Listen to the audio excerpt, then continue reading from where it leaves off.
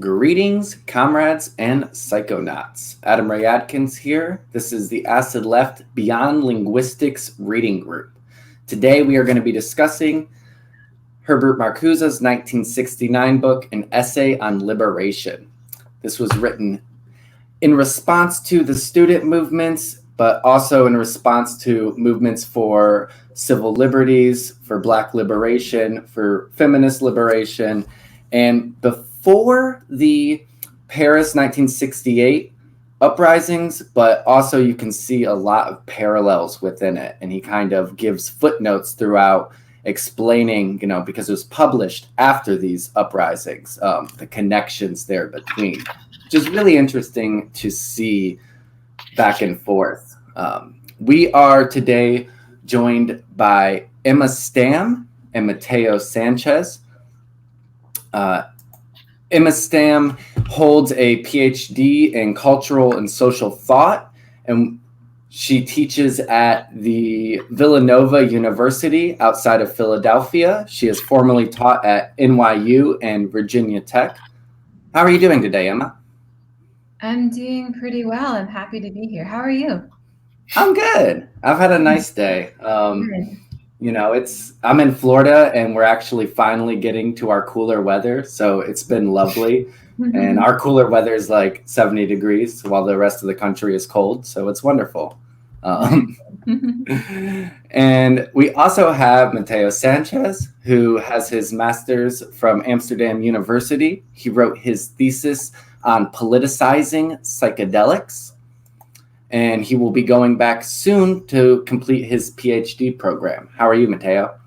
I'm great. It's generous that you would say I'm going to go back to complete my PhD. I think I'll be happy to start it for now. Actually, I have the, a later version of the text, and he has a preface where he does mention the 1968 France stuff. So, yeah, definitely spot on. He basically just says, that it fits everything he's talking about in the book. So that'll be good. Yeah. Yeah. And so for these essays or for these reading groups, we normally try to present art, memes, or music along with them. We have some today that we'll bring up, but I think we'll actually be doing a lot more discussion back and forth than we have in the past. We try to, because it is a dense essay and we're trying to cover the whole thing in one session instead of breaking it up into chapters. So I think I'll mute myself and we can get going with that. Emma, I believe you had some opening remarks you wanted to say. Sure, I can take it from here. So I thought a good place to start would be to talk about what it means to read this essay in 2021. Even though it was utopian in its times and probably received that way, it seems all the more anomalous today. One could say it probably hits different in 2021 than it did back in the 1960s, given that, some people would say we're in an age of pervasive cynicism. There's the phrase doomer to describe some members of Gen Z who grew up really online. They grew up in this mediatized world in a way much more than I did. And from a fairly young age have been exposed to the torrents of sensational sort of negative news that seems to characterize social media. The concept of blackpilling has come to the fore. So I would say that we're in a very different era in terms of mood and affect than what I imagine the 1960s were like. So is there something that, is this essay too out of sync, basically? I'm imagining that so many leftists would probably read this and dismiss it out of hand because its vision is too rose-tinted or too utopian.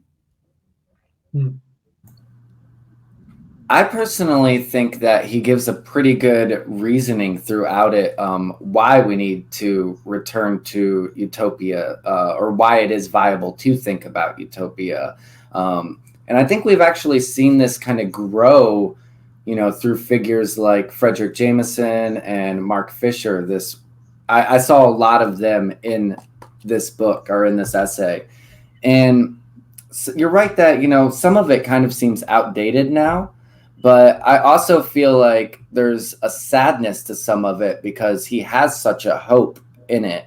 And we obviously know that not all of this has come to fruition, but there is remnants of it still around. And I do think that the student movement was successful in a lot of ways. But we didn't obviously have revolution. And one of the things he mentions throughout this is that when these tendencies that could bring about something bigger are not politicized, they're not acted upon, and don't bring about radical change, capitalism does what it does, and it incorporates them, which does make, our lives less strenuous. It can bring about, better conditions for certain groups, which is of course important. We want people to have better conditions, but then it also strengthens capitalism's hold over us by allowing for more sexual freedoms, for instance, or something like that. Mm-hmm.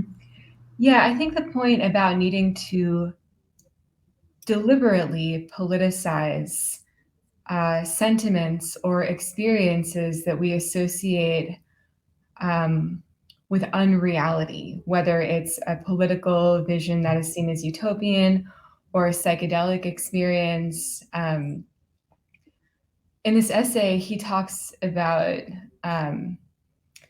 politicizing the psychedelic experience. In fact, he directly comments on psychedelics, but argues that the psychedelic experience, in order to draw out its political implications, you need to sort of go into it or interpret it after the fact through that very explicit lens. And I think about that in relation to this essay. You could read it as being just out of touch, in the same way that if you've had a profound experience on a psychedelic substance or a profound experience of communing with other people, of being in community, of relating to people in a way that's outside of the norm, which I think has a lot of potential to threaten capitalism if people en masse recognized it as such. But the forces of capital are so strong that if we don't take that step self-consciously with that deliberation, then it's going to just occupy this apolitical sort of defanged space, which is why, cynicism does the work of the institution, essentially. I think I'll leave it at that. I'm sure Mateo has some things to say here. Yeah. This is your specialty. Take it away.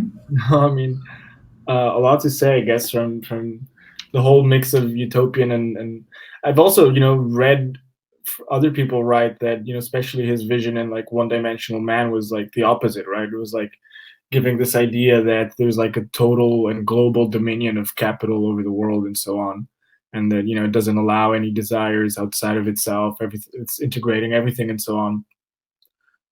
So it's kind of funny to have like the same writer simultaneously be this kind of total pessimist, but also be writing about utopia and so on. And indeed, like with the passage of time, of course, I don't know if utopia is the vibe that I kind of get from it, because precisely of some of the lacks we've seen over the last decades. And, he was talking about perhaps one of the first to talk about like marginal groups and like new subject positions as political forces.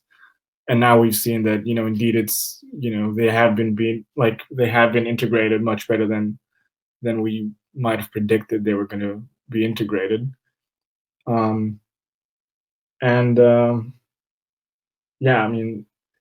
else? What were you saying now at the end, Emma? Sorry. I wanted to say something about that.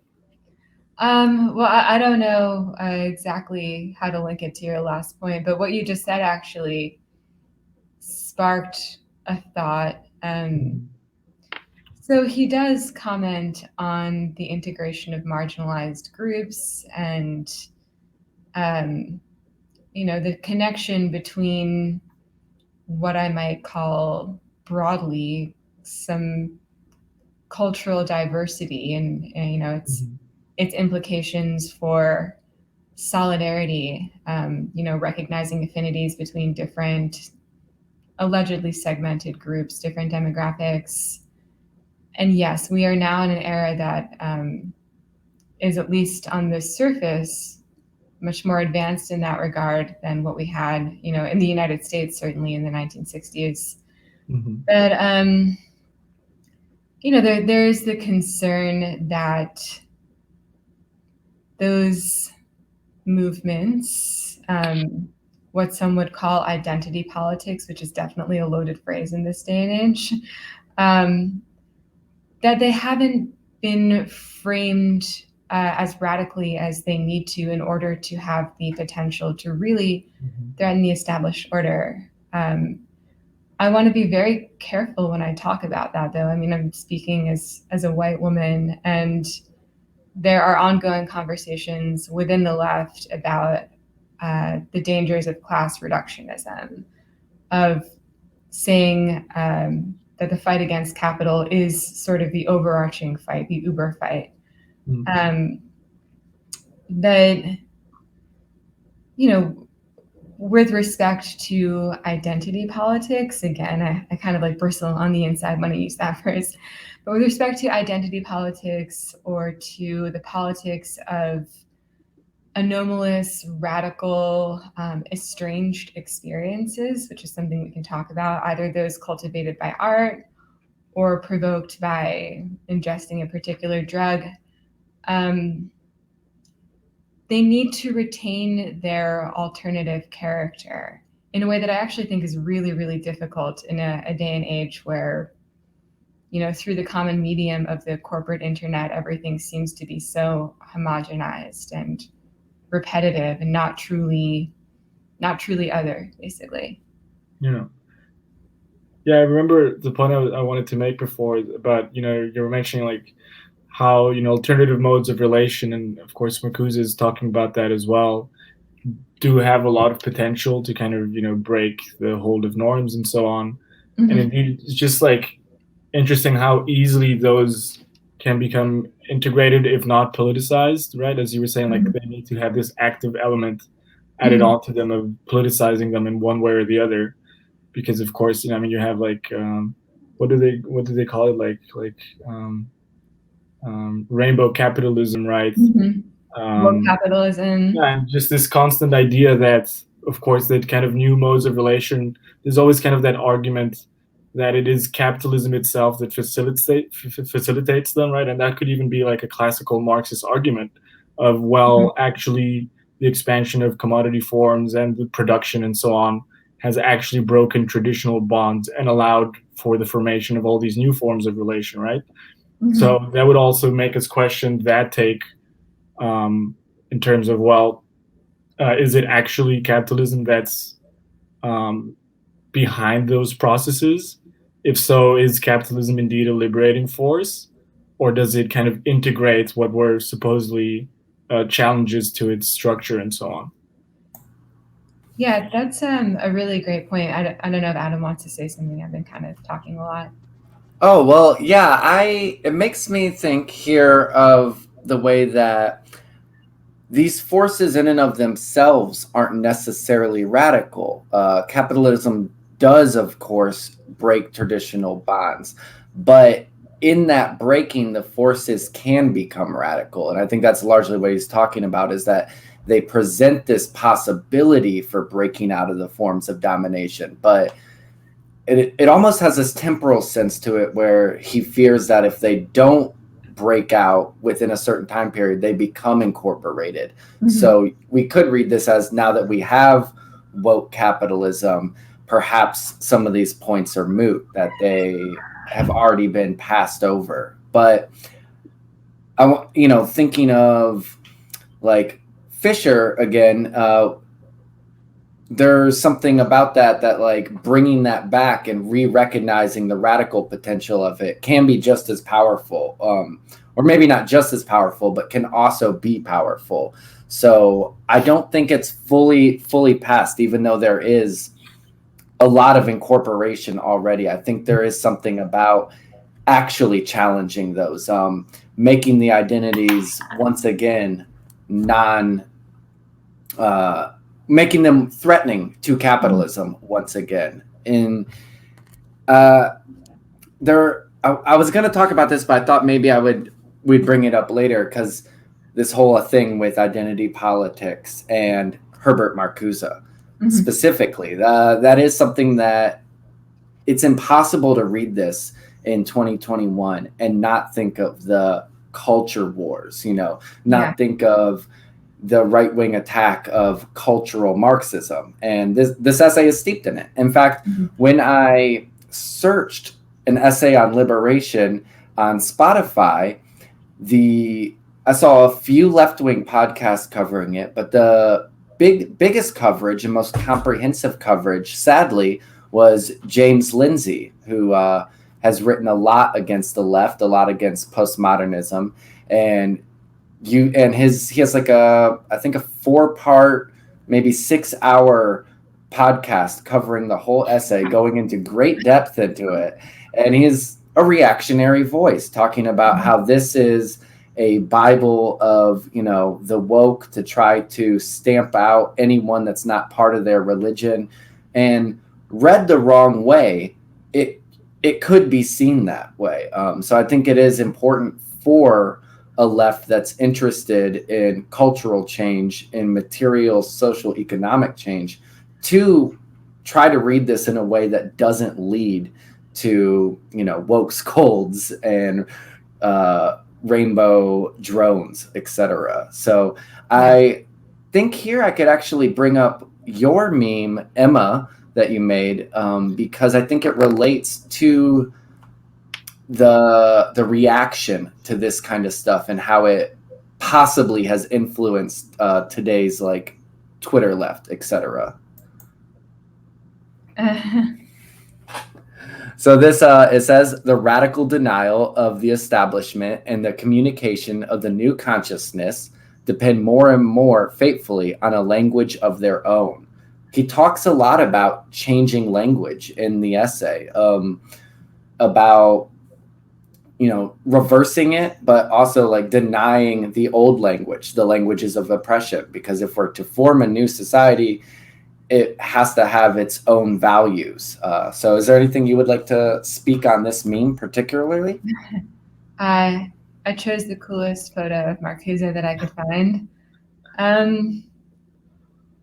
Well, to comment on this meme and to try to tie it to what you were just talking about, I go back and forth on this question of whether the tools that capitalism has given us, especially the internet, can actually be leveraged towards something truly radical, truly other, truly threatening to the establishment. I consider the Marxist premise that, we need capitalism to some measure in order to overcome the capitalist system. We will develop the technologies, and we can also develop them over time in a way that allows us to break with the conditions under which they were made, something like that.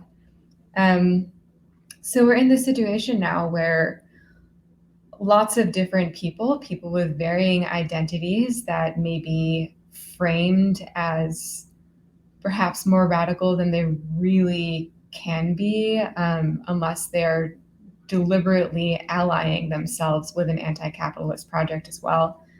All of these different people with different identities are talking to each other online, and my concern is that the capitalist internet, the internet that we have right now, the internet of social media, is cultivating a neoliberal, very competitive individualist consciousness in a way that forecloses the possibility for a new, more radical collectivist consciousness to emerge. That even though we can go onto our individual Twitter accounts and share the words that capture a very radical vision, we need to also go beyond that. We need to think of new ways to communicate with each other,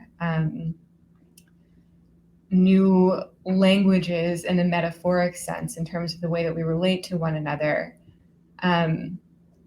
in order to make the best of what we have, to rescue all of the good things that have come about as a result of the internet and of the recent sort of resurgence of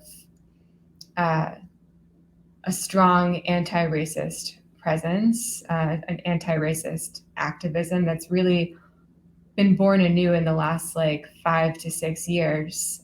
Again, my reference point is America, at least in the United States with Black Lives Matter. All of the awesome activism around LGBT, especially the transgender rights, and really consciously try to craft something that wasn't given to us by Twitter or given to us by any internet platform in terms of communicating with each other. So maybe that's what Marcuse would want. Maybe that's possible. Maybe it's not. I go back and forth about whether I'm optimistic on that one or not. I wonder, about how much of it is also just just the structure of how social media is functioning at the moment, right? With things obviously that get more clicks and so on, get more visibility. It's hard to fight those kind of algorithms that prioritize certain things than others, but also just kind of the format in terms of length. Even of course, leftist hot takes on Twitter are awesome and can really drive a point home very well. But even, if we're talking about, podcasts or this kind of reading group, this is a kind of engagement that just requires a lot of time. And, maybe you'll a leftist podcast will last an hour and a half, whilst something else that just kind of goes more to the point takes less time. And I wonder, in terms of Marcuse's thinking of, the new sensibility, whether these kind of forms of short engagement, whether they actually are helpful to develop that kind of sensibility that he's talking about, right? You mentioned earlier Zoomers and this kind of bombardment with digital information and stimulation and so on. And it's kind of, also Franco Berardi has written about that in terms of, how attention is consumed and how exhausting it is and so on. So I wonder what these, how these social media is built and how information circulates in it makes really difficult the kind of prolonged and difficult engagement that this kind of new sensibility that he's talking about might require. It's not only time and length either, because it's because something that's short can make someone stop and think. It can put them in that mind frame, but that is also discouraged by the very algorithms and apparatus that we're using. And he gives an argument that technology, of course, is liberating. It's that technology made for furthering domination and subjugation is not liberating. So obviously, that is one of the tasks of building a free society is, now that we're here, I don't think it's going to be easy to escape a world with social media, but envisioning a social media that didn't have these problems, that actively encouraged more solidarity and communication between people, I think could be a worthwhile cause in building that free world. I think it's important that he speaks about this, about technology this way. Just as you were saying, Mateo, that in One Dimensional Man, he is far less utopian than he is in here. he was also much more against science and technology as a whole, where in here he kind of comes and is embracing it in a certain way. You know, he's kind of clarifying what in science and technology he was against, and it's this perpetuation of domination through the capitalist system. He does this by talking about the way that technology has been creating human needs, and it's very good at this. You know, that's part of the problem is with what he calls advanced capitalism, and I think it holds even more so now, is that it can claim to be efficient if you look away from the externalities. You know, in his time it was, if you look away from like what's going on in the Vietnam War, for example, then it can claim to really create peace. It can claim to create abundance and prosperity for a lot of people if you get rid of, you know, the undesirable people. So we see that even more so, I think, today. And that's like someone, maybe like Steven Pinker talks about how, well, everything's better now. And how could people complain about this? We're reducing poverty so much. We're reducing suffering so much. But a lot of that is based on the very needs that capitalism is creating for that it can then fulfill. You know, the need for the iPhone, for example, or the need for Zoom calls. These are not intrinsic human needs. They weren't necessary before they existed, but it creates a world in which by fulfilling them, you feel like, oh, well, it's really providing what I want and what I need. So developing, you know, he talks about in the New Sensibility is this way of developing different needs for socialism, needs for freedom. And that is a difficult task. I don't want to interrupt you or anything. Okay. Yeah, there's a lot to say. We had a call a few days ago, just kind of a pre-recording call for, you know, listeners who obviously wouldn't know that. And we spoke quite a bit actually about that issue of natural or intrinsic, perhaps is a better word, as opposed to cultivated needs. So I'm sure maybe Mateo or, you know, the two of us could pick up on that. But I also wanted to talk about science and technology. This is a really big interest of mine. One of the major fields that I'm working in as an interdisciplinary scholar is STS, Science and Technology Studies. And in my doctoral dissertation, I looked at, among a number of issues, the role of the profit motive in influencing the history of psychedelic drug research. And as I'm hearing you talk about not getting rid of social media, which, you know, is pretty much unthinkable, it's very unlikely, but instead seizing the means, if you will, to create a social media that is actually working in favor and is aligned with human consciousness, the best parts of human consciousness, the kinds that we may not even realize we want to expand. All of that. I'm thinking about a particular example from the history of psychedelic drug research that to me really underscores Marcuse's point about the need not to get rid of science and technology, or even instrumental reason as the underlying principle of technoscience, but to simply structure them in a way that meets the socialist needs rather than the capitalist needs.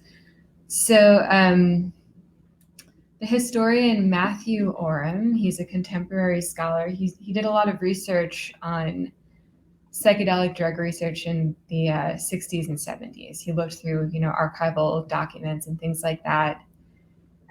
And he started to challenge the mainstream narrative about why psychedelic research had to go underground for a long time. So it was sanctioned and happening in the United States and in other parts of the world quite extensively between the 1950s and the end of the 1960s. Or, it pretty much had all halted in a sanctioned fashion by the year 1970 until very recently. 2014 was, it marked the first peer-reviewed study on the effects of LSD on human beings that had been published in more than 40 years. So there was a long stagnant period for psychedelic research. And most people, including the scholars who have really popularized this field, like Michael Pollan,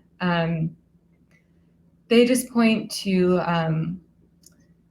legal injunctions against it, because 1970 was the year in the United States that that LSD and the other psychedelics, the classical psychedelics like mushrooms and a few others, were classified as Schedule I illicit. That was the year in which the concept of drug schedules was actually first introduced. So that's why a lot of people believe that the science went underground. But the point that Orem makes is that if that were true, if it was just a matter of legality, then we shouldn't have gotten drugs like Ritalin, because Ritalin is just an amphetamine. So how is it that we had amphetamines turned into prescription drugs, but not LSD and psilocybin, because they were also scheduled illicit drugs in the year 1970 as well. And he analyzes this historically to make a more theoretical point about the difficulty associated with assigning a standard meaning to psychedelics in terms of a clear sort of marketable outcome. It's very obvious that when you give somebody an amphetamine, it does the same thing to their system in a very predictable way, just like with caffeine or with alcohol. Subjectively, you can be a little bit different person to person, but LSD, psilocybin, DMT, all of pretty much one of the characteristics of a psychedelic is that your experience will be very much contingent on your environment, on what you're bringing to it at that particular time, your intention, in a way that makes it very hard to standardize and market as a corporate psychopharmaceutical. And for that reason, that motive problematized the industry research on these drugs. They couldn't assign it a clear sort of brand, if you will, in the same way that they could in amphetamine. And that's why it never happened. We never got prescription LSD. But what if there was no profit motive to begin with? No motive that said, well, we have to be able to say very succinctly exactly what this is for, and that you will have exactly this experience under exactly this dose.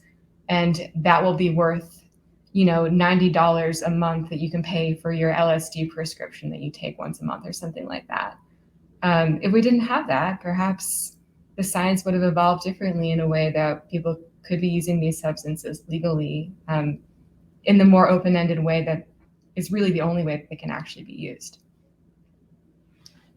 So I'll get off my history soapbox now. Well, it's interesting because now that psychedelics are kind of gaining more popularity and are gaining accessibility and et cetera, they're being decriminalized a lot across the US and across other parts of the world, but they are often treated in a very clinical way, just like that. You can get, and I'm not necessarily against these things, but you have to take into account everything Emma just said for it, is that you can get ketamine injections, to help with your depression. The microdosing of LSD and psilocybin is huge in Silicon Valley to help with productivity. And you know what?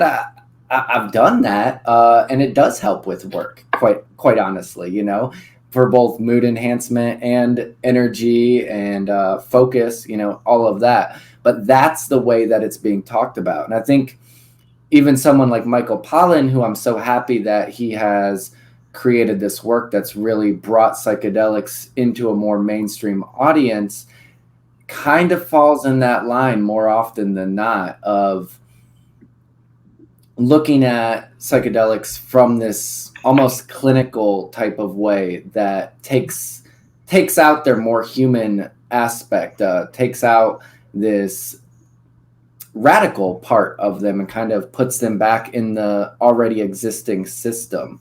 So, whether or not, I think psychedelic legalization is pretty important and I think it'd be really good, but I don't necessarily think now that it would accompany a radical shift in subjectivity unless there was a push, like a strong push to politicize it. And sadly, we only see that right now in a large scale from more right-wing adjacent figures like Jordan Peterson, Joe Rogan, etc. The QAnon shaman who apparently Yes. has quite a history with psychedelics. But I wonder, like, going back to your point, Emma, of considering what would have happened if the profit motive wouldn't have been there for psychedelic research and psychedelic use and so on. I mean, I definitely think that obviously profit motive is conditioning and shaping all of that. But I think also what we might have to consider that would have happened is that it would have eventually, and in ways that it might be doing now with the renaissance of the whole research, like point to the limits of positivist knowledge, right? And like the kind of positivist view of science that precisely Marcuse is criticizing, especially in One-Dimensional Man more clearly in that kind of epistemology than he is here, simply as a social element of society. And basically the need for new forms of knowledge to make sense of the psychedelic experience in ways that are not positivist, therefore also not standardizable, and therefore not in accord with the necessities of market rationality, right? Mm-hmm. So I think that's kind of where the potential of psychedelics lie in their association with science and so on, to point to some of its limits and the necessity for precise, like, kind of more humanistic or social science kind of approaches that are more contextual. Mm-hmm. Right. So of course, setting, context is like what's really highlighted by psychedelics. And I think in terms of the new sensibility that Marcuse is talking about, and where he's talking about, well, we need, psychedelic research is great because it deranges the senses, mm-hmm. And the kind of sensory reality that comes with standardized society, but it lacks a rationality, right? I think in terms of what a psychedelic reason would be, I think it's precisely the highlighting of these kind of contextual factors and the kind of the multifactorial implication of different forces, whether it be science, market forces, historical forces, and so on. Mm-hmm. And in his case, I guess what would pass as a kind of contextual approach would be this kind of Hegelian backbone that he has of, well, transcending, like kind of grasping everything as a whole instead of as simply what's positively in front of you, and this idea of a transcending dimension, mm-hmm. right? And what I think is, like, one question I had about the whole his whole framing was precisely like a matter of kind of ontology. So whether there's this kind of, he talks about on the one hand that everything's kind of been flattened out, right? So there's no transcending dimension, nothing outside of existing reality, mm-hmm. so to speak. But he's also talking about the fact that there are these tendencies that actually justify our kind of thinking in utopian ways about actually existing potentials, right? And how does he kind of reconcile those things? I think he has a hard time to do that in terms of thinking of a transcending dimension, but also that it's also somehow existing. And I think there's like later political ontologies that do a better job at that, like Foucault's and Deleuze's and so on, mm-hmm. That actually kind of really say that really it's kind of empirical reality which has this kind of ontologically has this kind of dimension to it of possibility. It's not something that you project by reason, as in the kind of Hegelian approach would suggest. But so the idea of course psychedelics is was like, well, they feel transformative even though they just amplify your experience of your environment, precisely because your environment has more than one way of being. And I think that's kind of the shift that is really needed. Yeah, I want to make a few comments before I forget, although I also, I don't want to get in the way of Adam, who hasn't spoken in a bit. So I'll try to be quick. So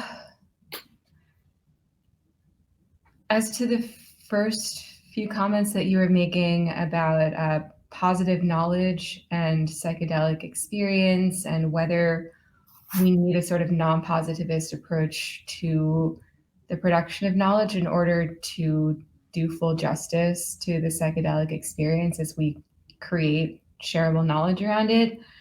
I mean, that's the paradox of psychedelic science. I think that psychedelic experience takes you to the limits of the rational mind. But what science is, at least our standard conception of science, is the ultimate rationality. There must be a positively expressed, consistent methodology to scientific studies. There has to be a logic to it in order for it to be considered science. And if there's not that, then we're just doing art, essentially. Mm-hmm. So, yeah, I mean, one of the points that I make in my dissertation is that, what a true science of psychedelics would look like wouldn't even really be a science in the way that we normally understand it. It would be more like a practice of art, or a practice of faith, not faith in the religious sense necessarily, but something that presupposes a very different set of epistemological predicates, basically. But I'll put a pin in that for now. This whole conversation about sublimity versus immanence, I think, is a really interesting one to tie back to this question of natural versus unnatural, or intrinsic versus created means, because there is a tension that runs throughout Marcuse's work. I think more so actually in One Dimensional Man than here, but you can see traces of it here, where in the question as to whether there is something more than this, whether there is really another plane, even if it's not one that we can positively express, even if it's not one that can occupy our thoughts, or at least occupy our thoughts in a way that isn't already preempted by capitalism, the capitalism of the mind that affects our thoughts and our reason, let alone, is capable of being externalized in art and language and so forth. What he actually thinks about that, maybe he wasn't never fully sure, but the fact that he seems to strongly believe in this divide between intrinsic needs and those needs that are cultivated by capitalism speaks to a sort of divide. Like, we can maybe get to a point where, even if it's not intrinsic or natural, so to speak, we can go to another place culturally where we have different needs, and that would seem to indicate the possibility of some sort of transcendence. In our earlier conversation, one of the things that I said was that I'm not comfortable with, I can't immediately jump onto the idea that some needs are cultivated by capitalism and others aren't. Like the idea that, it's more intrinsic, it's closer to our true selves, the selves that we would affirm that could be actualized under socialism or communism, to let our hair grow really long and never wear makeup, and grow our own organic food or something like that. All of that's great, but I'm not willing to say that that's more intrinsic than a more sort of cosmetic, seemingly material approach to the body, or a more cultivated approach to, decorating your house or eating food or something like that. They're all just different ways of living and different ways of relating with material objects, I think. And I think Foucault would probably make that point too. It's not that one is more natural or more intrinsic than the other. They're just different. They're different regimes of production and consumption. And we can recognize that and move from one to another without necessarily saying that one is closer to the truth of humanity. It's all immanence. It's just what's here. We can create another plane, so to speak. I guess I'm curious because I think that's very true. But how much we think Marcuse's argument is that we need to insist on another truth. How much we need to put stakes into that, because he does say a little bit of conflicting stuff, or it's not even conflicting, rather, because I think he argues that in reality, this will come about, the political demands will come about from the rebellion, from the revolution itself. That this new sensibility and all, he's talking about the student and hippie movement and all of that, when it becomes politicized, is through the rebellion, and it has to go through that process in order to bring about a more concrete form. But it does seem to me that he's arguing that once it gets there, that has to be kind of seized upon and taken up as a new truth, a new regime, because he also speaks about the way of rejecting domination, rejecting ugly, which, when he's talking about the aesthetic dimension. And in order for that to happen, there has to be some level of cohesion about what ugly is. Although his idea of cohesion does seem to be more nebulous, more rhizomatic and Deleuzian, even though obviously this is before Deleuze. But yeah, that tension between wanting these needs to arise organically or through action, but also trying to bring them about, which is that question of immanence there, is really tough to navigate. And I think is one of the reasons why you see the associations with modern identity politics from the reactionary critique of them, about how they're trying to instill a new repressive order, which you maybe could get from this if that's the way you want to take it. Because by rejecting the ugly and the dominating, there is, goes back to his essay against for repressive tolerance and stuff like that. So I don't know. It's a difficult move to see where he actually sees that coming from, besides going through it and embracing solidarity and embracing otherness. But once those things have been incorporated into a larger system, once the taboo has been broken and they're allowed to take place within capitalism, how much of that is still there, or does it fall back into more repressive modes? That's what I'll say about that.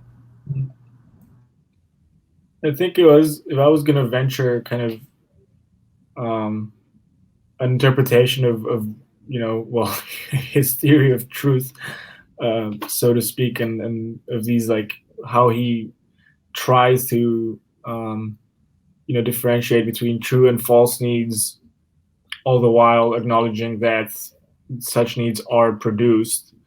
It's this idea, right, that he takes from art and so on, of truth is this thing that's kind of is a truth beyond the truth that we think of scientifically as what currently exists, but there's a truth of kind of potentiality or possibility, right? And I guess there would be he'd be thinking of it in terms of this central contradiction that he points out in terms of the liberating possibilities that advanced technological society has versus how much it spends on repressing and squandering all those possibilities. Right, so truth lies somewhere in the, again, in this Hegelian sense of kind of superseding that contradiction, and like finding the kind of resolution and fulfillment to that. Mm-hmm. Yeah, I think this is where the notion of acid communism actually becomes really interesting because, well, to incorporate a phrase that was popularized by Mark Fisher, but has been attributed, I think, varyingly to Slavoj Žižek and Frederick Jameson. I don't know who originally said it. It's easier to imagine the end of the world than it is to imagine the end of capitalism. What we actually can do, what is actually possible and what is allowed under the current conditions doesn't seem to spark any thought that seems like truly the thought of a non-capitalism or something that couldn't already exist in a capitalist world. Mm-hmm. You can speculate about, what a world might create when, what people might create if so many people weren't struggling just to live on a daily basis, just to literally stay alive. But those things that they can create and what could be possible, at least on an individual basis or among smaller social groups, I can't think of anything, that I could express in words or in thoughts in any positive form that is so radically different from what I've seen and what I've been aware of in our capitalist world. So I think about why that is, why it's so hard to imagine that. And what I come back to is the fact that anything that can take a manifest form, including your thoughts, can be usurped can turn into a commodity form, can be usurped by capitalism. Your thoughts can become data which have a price tag attached to them in the age of social media. So what we need is a direct intervention in consciousness that truly shows us something so other, something that is so alternative that we don't know how to categorize it. We don't know how to standardize it. We can acknowledge that it exists through firsthand experience or through collective experience. Like we all experience it as individuals, but also together, and let that be our inspiration and our guide. And, that can come from a drug experience. I think it can also come from experiments in socializing, in connecting to one another in ways that are not necessarily sanctioned or at least standardized in our current milieus across the world. A sort of communal consciousness through relating to each other in new ways that, really truly transform the way that we think and the way that we feel. And once we have that experience, we know that it exists, even if it's transient. And we can try to work towards a world where it wouldn't be quite so anomalous or quite so exterior, a world where people have direct access to transcendence on a more regular basis than they do under capitalism. But without that sign that feeling is really possible, that we don't even know what we want to work towards, basically. We don't know what all this is for, really.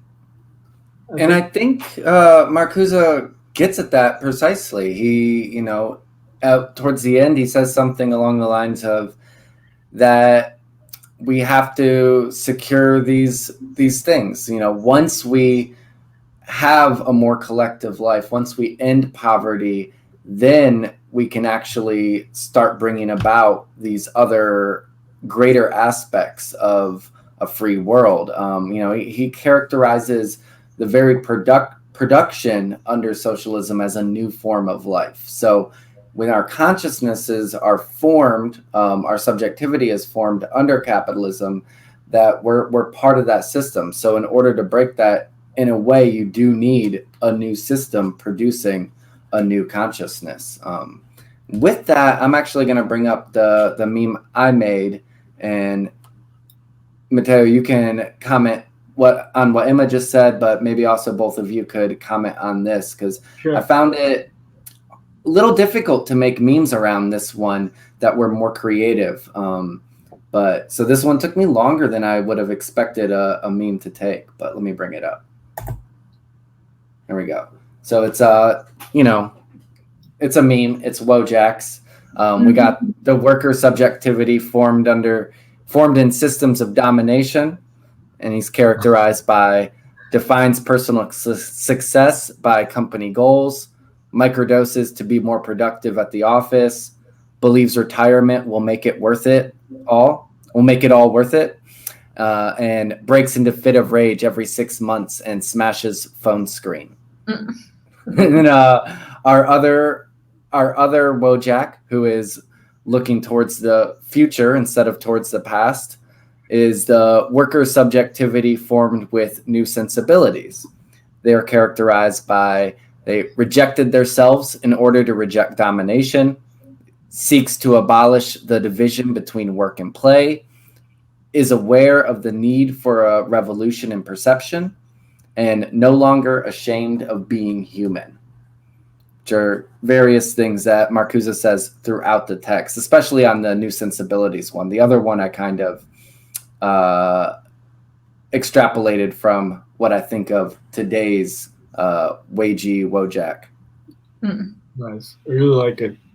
Yeah, that's a hell of a meme. Good job. Rejected themselves in order to reject domination. I think that's also like just such a rough statement. I think that's one of the interesting things about this whole talk about disidentification from the existing order and like changing consciousness and so on, is that I think that psychedelic research make the stakes very clear, which is that doing this, it's literally a rejection of yourself. It's like, right, they say it's an ego death. It's like, it's very hard to convince people that like literally at some level to kill themselves, and their kind of psychic investments. Like, you're really stacked against the odds about like thinking and bringing about ways to do that. And you probably can't avoid a certain level of violence, right? To reject yourself. So you like rejecting yourself, but also not being ashamed of being human. That's like a nice little complex contradiction there. Yeah. The seeking to abolish the division between work and play is an interesting one, because I think that it can take two different forms, this abolition. There can be a genuine dissolution between the boundaries of work and play. But increasingly, I think through the internet, there already is the entanglement of work and non-work in a way that benefits the capitalist system. We hang out online in spaces where we're constantly generating value for those who own the means of production, right? Like, we are working when we're just posting because we're creating capital for the people whose means we are availing ourselves as, are availing ourselves of. I think that's the right way to say it. It's the idea that if the product is free, then the product is you, or something like that. If you are using a free service, that means that you're the product. All of your data are very valuable to the companies that retain them and then sell them to data brokers and so on and so forth. So there's that, and there's also the fact that increasingly the workday spills over into time frames where traditionally wouldn't, thanks to having remote information technologies available everywhere. So it used to be that you actually had to physically go to your office and all of your office supplies were there, and you quite literally could not work from home because you didn't have the supplies that you would need to do your job. Now you can answer work-related emails at any hour of the day. You can theoretically be working, like checking your work email while you're gaming, which also might generate value for someone else, or while you're doing something fun in the real world. You're working at the same time. So there already is this very fuzzy boundary, I think, between work and play. But what's interesting about that is that you could also say that it's contributing to a false consciousness of what it actually means to abolish the division between work and play, where I think what that really means is that what it means to work would not be quite as painful as it is, that we would all be occupied in vocations where we actually feel expressive and actualized and affirmed and not exploited. Because even though it doesn't necessarily hurt to have my work email open while I'm also, I don't know, watching TV or talking to a friend who's sitting next to me in person, I am aware of all of the different ways in which I am exploited as somebody who, needs to make a salary and make wages, especially being an early career academic with all of the different forms of abuse and exploitation that entails. Hopefully potential future employers aren't ever going to watch this since I'm still a precarious academic. Actually dissolving that distinction, that sounds really good, and not having this fake, blurry divide where, we're always working in a sense, where the workday never really ends because it's sleeping next to us, like on our bedside table in the form of our smartphone. Yeah. And so that comes from, I had trouble actually phrasing that one because he talks about it in a couple different ways in the essay. And this idea that, because he says straight up that Marx rejects this idea that, that could happen, that there's always going to be this alienating aspect to work. But it's in his embrace, Marcuse's embrace of technology, where this comes about for him, because he believes that with the forces of productivity at this time, that we could get to a part where, just providing the necessities for life could be fulfilling in and of itself. It could provide for new opportunities to engage one another that seem like play. But yeah, and as you were saying, Emma, like, of course, we are seeing that division happening in the wrong direction now. We see this, I think, a lot with the gig economy as well. We have the old anarchist slogan of, dump the bosses off your back is now appropriated by Uber and Lyft and stuff like that, or Grubhub, where, they advertise, you don't have a boss, which sounds great until you realize it means you're in a constant state of having to internalize your, the value system, internalize the productive forces of capital, and always be working. And if you're not making more money, it is directly your fault, and these companies often provide very little, if any, benefits or worker protection. We're seeing in South Korea now a big protest around this, where some of the protesters actually adopted the costumes from the Squid Game show to talk about this, because they saw it reflected and they see how much of a cultural thing this has become. So they wore the costumes during their one-day general strike. But what the general strike is talking about is trying to get rid of what they call irregular labor, the gig economy, and give protections there, not allow for companies to force people to work so much, having split shifts, in more traditional settings where they have to work for a couple hours, leave in what might not be productive time, and then come back. They have huge problems with this. And then they're also attacking the housing crisis. Rents over there have risen dramatically. In the US, they've risen dramatically. They have been for years, but especially over the past year. I mean, I think in my state, Florida, the average rent has risen 50% in the last year, which is incredibly difficult. People were already struggling to pay rent, and now places are just going up like crazy. So what might not seem like that radical of a demand for fair housing or fair, to have like regulations on how much you can work is once again becoming a possible potential to radicalize that. And I think that's one of the ways that we could read the essay today, is looking for these moments that are causing rebellions that might not be overtly political. They don't view themselves as political for the most part anyways.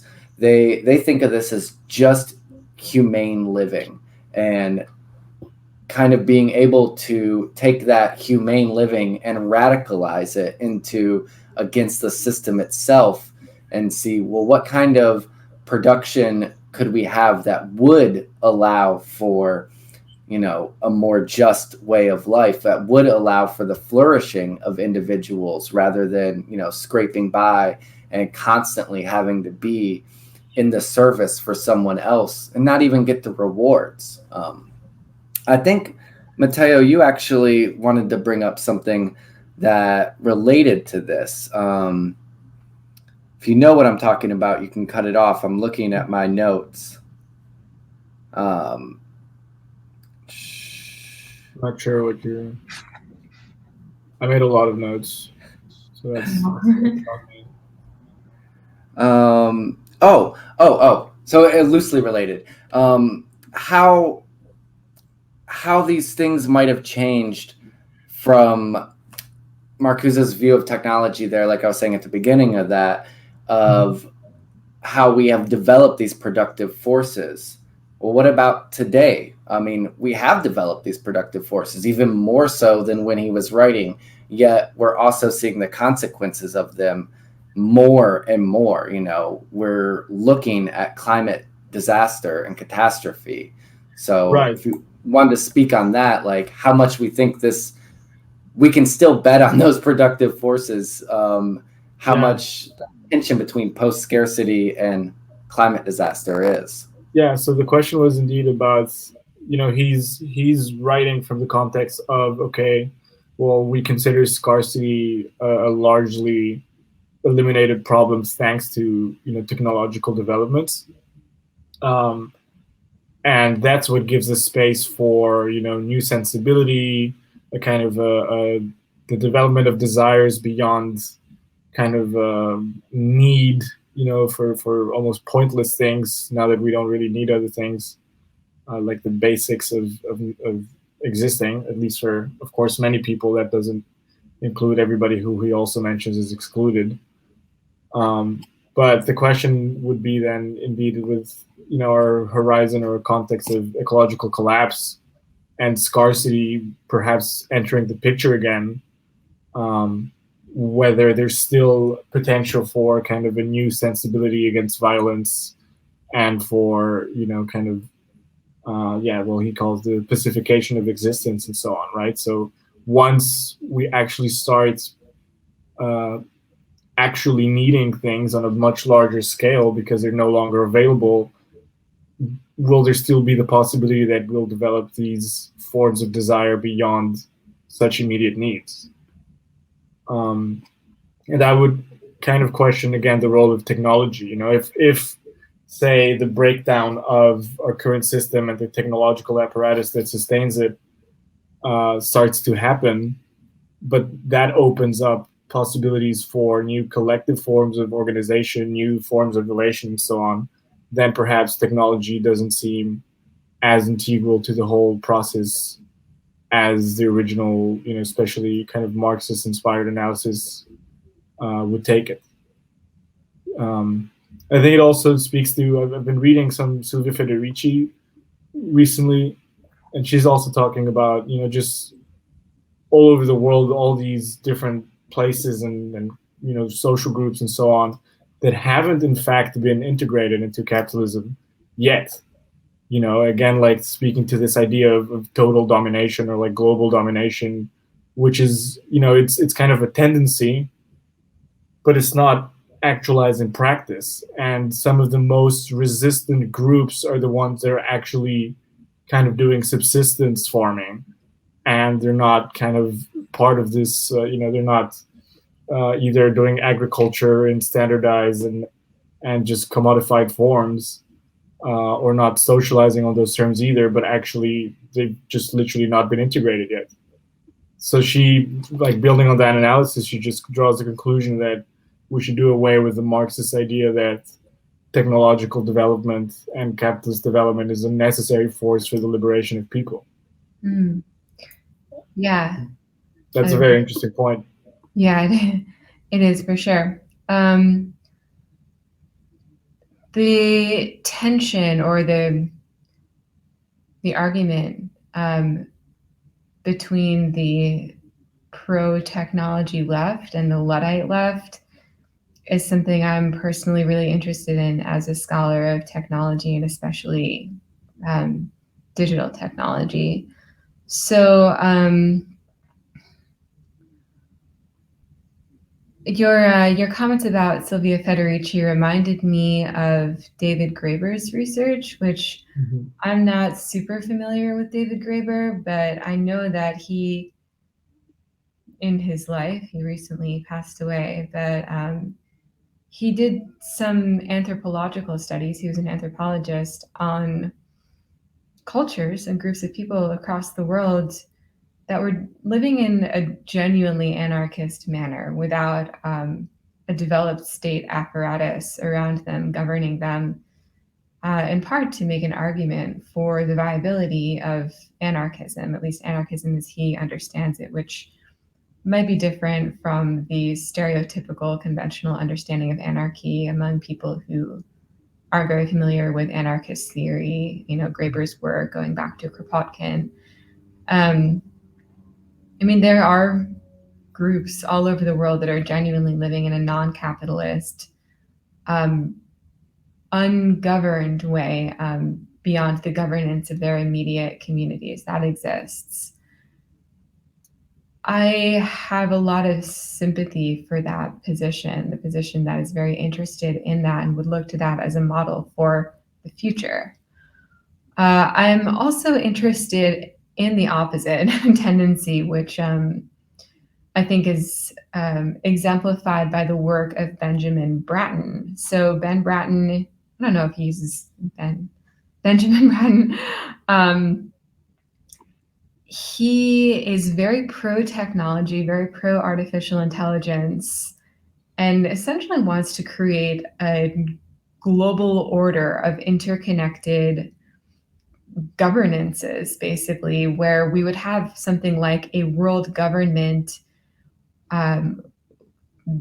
that emphasizes the role of artificial intelligence in distributing resources and gathering data and really optimizing things like agricultural development and all of that for the sustenance of all human beings, of all, also non-human beings in different ecologies on the planet. He says, basically, we have all of this incredible technology.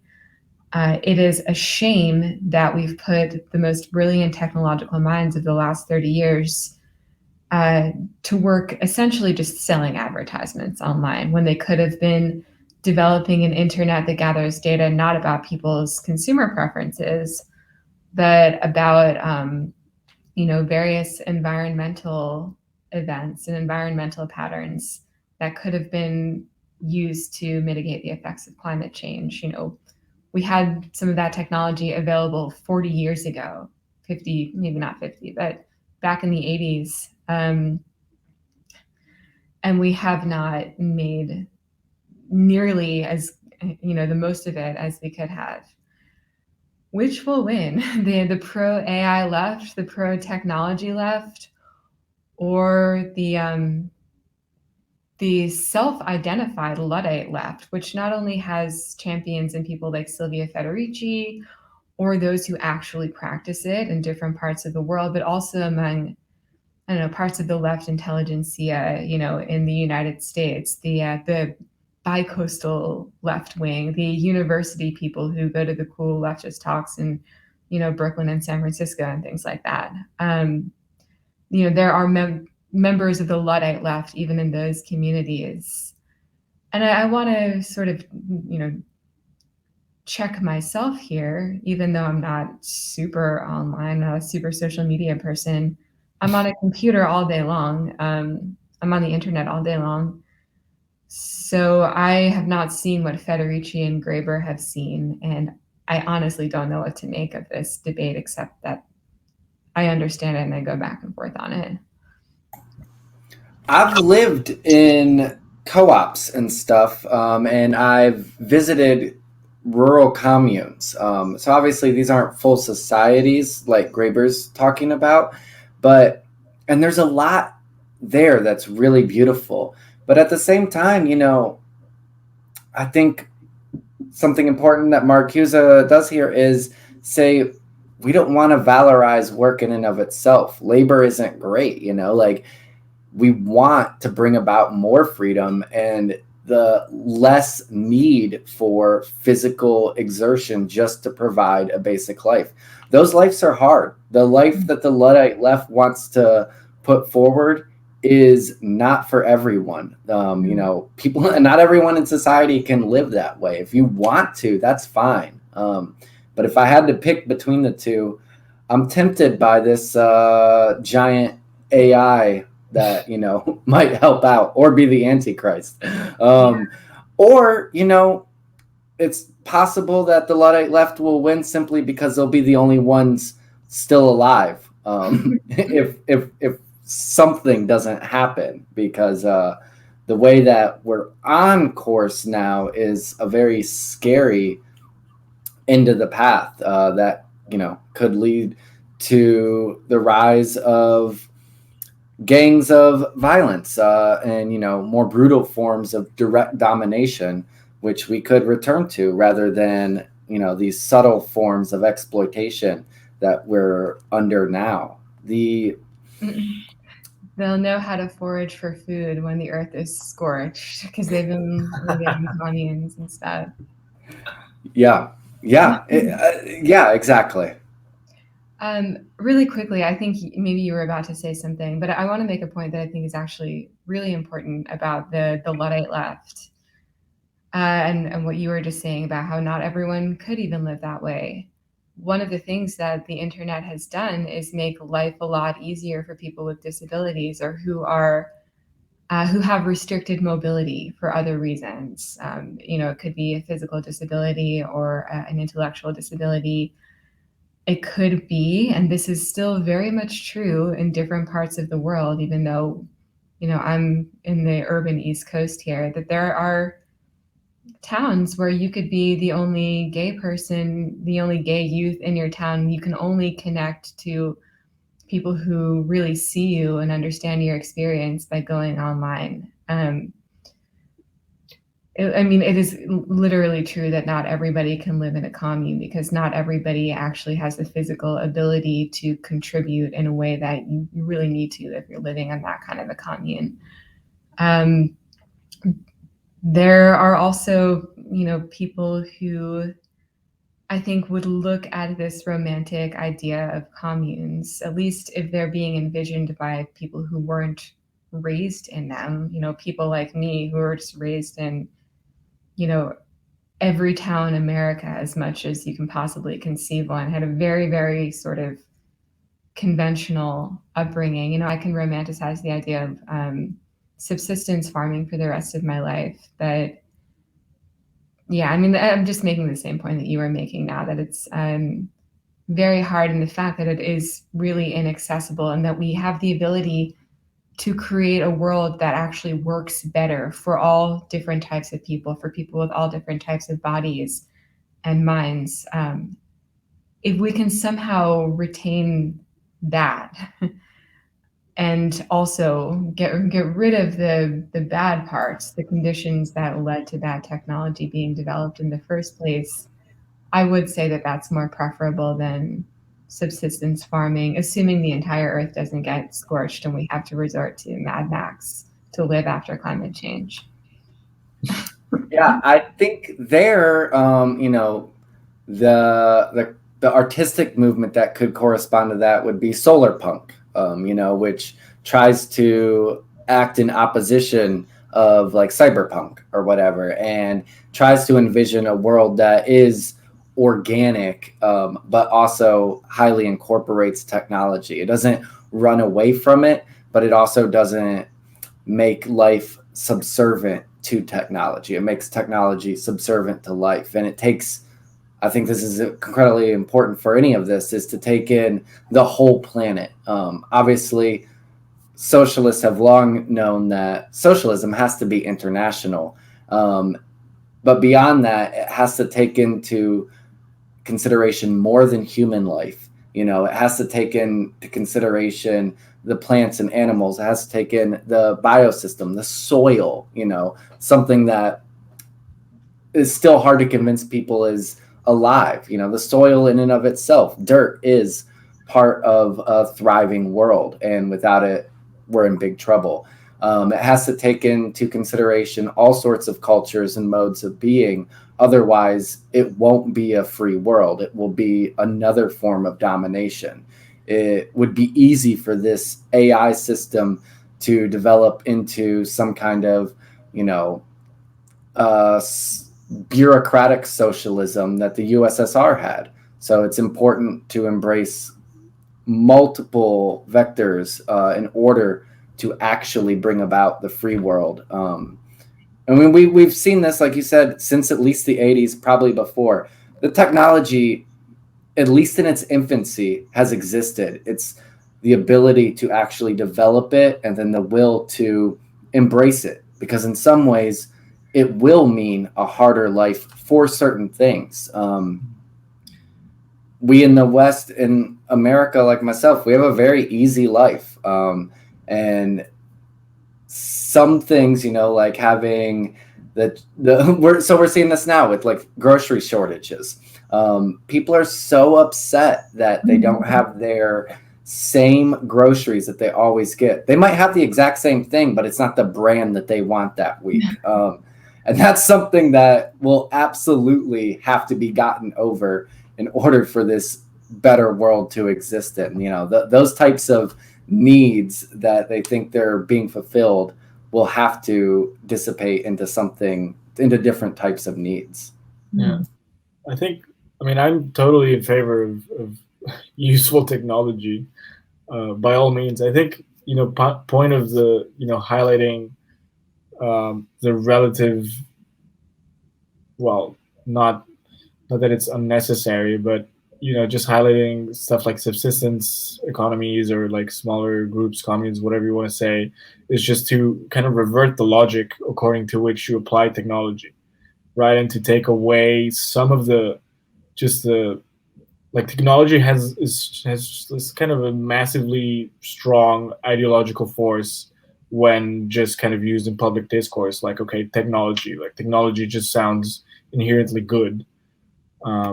And I think taking away some of that and like asking better questions about it, and asking more to like what uses we're putting them, is like a very necessary thing. And to that extent, highlighting these other forms of life definitely like shifts things in a good direction, I would say. Do we need to start wrapping up, Adam? Sorry. Yeah, I think that's actually a pretty good place to end it, unless anyone wants to say anything else. I was just going to read this last little bit of the essay because I think it is quite powerful and still holds to this day. Kind of relates to a lot of the stuff that we've been saying throughout here like sums it up in a nice little package. But if either of you have a point you feel like hasn't been addressed thoroughly enough. Seems like a natural ending. Yeah. Okay. This is the very end of the book or the essay. He says, the social expression of the liberated work instinct is cooperation, which, grounded in solidarity, directs the organization of the realm of necessity and the development of the realm of freedom. And there is an answer to the question which troubles the minds of so many men of goodwill. What are the people of a free society going to do? The answer, which I believe strikes at the heart of the matter, was given by a young black girl. She said, "For the first time in our lives, we shall be free to think about what we are going to do." So that's what he's aiming for, is the creation of a world when you can think about what you're going to do instead of already being in that system. I really appreciated the talk. I know we're going to be doing the aesthetic dimension as well next month. So I'm looking forward to that. I think it's going to build on this quite a bit because he does talk about the aesthetic dimension throughout the essay, and it'll be nice to kind of tie that back in and see how art goes on to become more important to him later in life. Well, thank you again. This was the Acid Left Beyond Linguistics reading group covering an essay on liberation by Herbert Marcuse with Mateo Sanchez and Emma Stamm. Thanks for hosting, Adam. Yeah, thank you for listening. Nice meeting you. Yeah, Thank you. We will see y'all again. Have a wonderful day. Yeah. See ya. If you have been enjoying our content, please consider registering your desire with the algorithm by liking and subscribing. This really does help us grow and reach a wider community. If you would like to support our work of documenting and nurturing the rise of post-capitalist desires, become a patron. This allows us to continue research-based memes, podcasts, and videos, as well as up our production value. Patrons receive early views of videos, exclusive content, and more, including physical art and the ability to directly influence our research topics. The building of a better world happens on many fronts. Turn on, tune in, and shape a future collective reality.